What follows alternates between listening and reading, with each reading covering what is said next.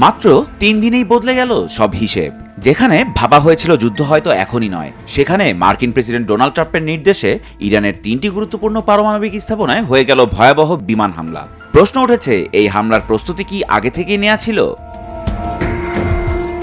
বিশ্লেষকদের মতে মধ্যপ্রাচ্য জুড়ে থাকা ১৯টি সামরিক ঘাঁটি আর রণতরী মোতায়েন ছিল অনেক আগে থেকেই। কাতার থেকে মার্কিন আকাশযান, বাহরাইন থেকে নিমিজ্জ রণতরী সবই সরানো হয়েছিল পূর্ব পরিকল্পিতভাবে, যেন নিরাপদ থাকে।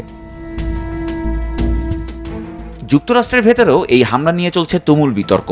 কংগ্রেসের কোনো আলোচনা ছাড়াই এই পদক্ষেপ নেয়ার কারণে ডেমোক্রেটরা ট্রাম্পের এই সিদ্ধান্তকে অসাংবিধানিক বলেছেন। তবে বিমান হামলায় রিপাবলিকান আর ইসরায়েলের সন্তুষ্টি স্পষ্টত দৃশ্যমান। এখন বল পুরোপুরি ইরানের কোর্টে। তারা কি প্রতিশোধের পথ বেছে নেবে নাকি সমঝোতার দিকে ঝুঁকবে? ট্রাম্পের স্পষ্ট হুঁশিয়ারি, পাল্টা আঘাত হানলে হামলার পরিধি আরও বাড়বে। ইরান অবশ্য জানিয়েছে তারা আগেই সতর্কতামূলক ব্যবস্থা নেওয়ায় বড় কোনো ক্ষতি হয়নি এবং গুরুত্বপূর্ণ যন্ত্রপাতি সরিয়ে নিয়েছিল।